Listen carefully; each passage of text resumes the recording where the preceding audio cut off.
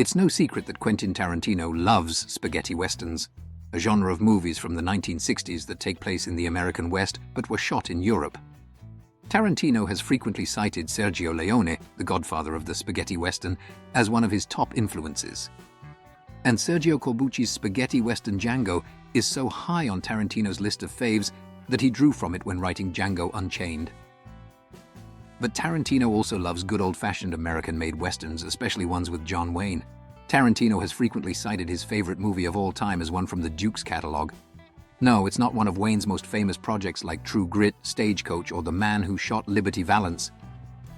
It's a lesser-known movie about a sheriff under siege called Rio Bravo. Wait till we start shooting, dude. Then make a grab for it. Let's make a little noise, Colorado.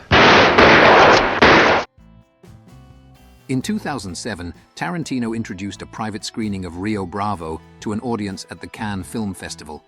There, he said, "I actually got a headache trying to contemplate how many times I have watched this movie. The first time I saw it, I was about 5 years old and I watched it with my great-grandmother. I love it, she loved it. And it was funny because I discovered it later on my own when I was getting into Howard Hawks." Rio Bravo is perhaps the best collaboration between Howard Hawks and John Wayne. He plays John Chance, sheriff of a small town, who arrests a short-tempered rancher named Joe Burdette for murder.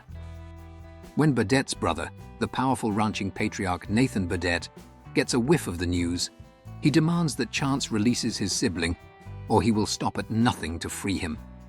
Outnumbered and facing increasing threats, Chance stands his own and tries to protect the town. Rio Bravo has stood the test of time thanks to its excellent cast, good story, and the chemistry between the main characters. John Wayne is in top authoritative form, and he receives charming support from Dean Martin, Ricky Nelson, Walter Brennan, and Angie Dickinson. But what makes it Tarantino's standout favorite?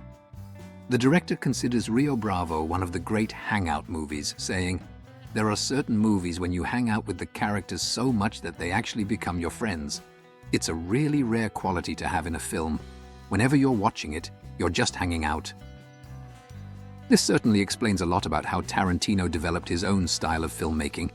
He loves to have characters take a lull in the action to hang around and talk.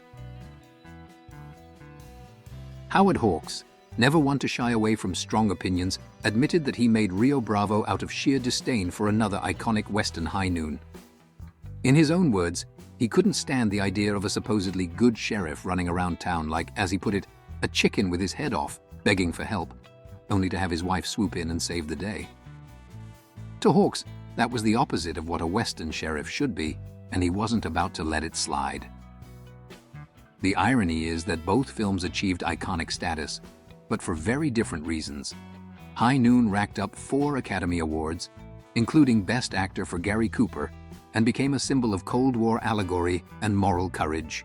Meanwhile, Rio Bravo took a completely opposite approach, ditching the lone man seeking help narrative for a story about camaraderie, competence, and a sheriff who has his act together.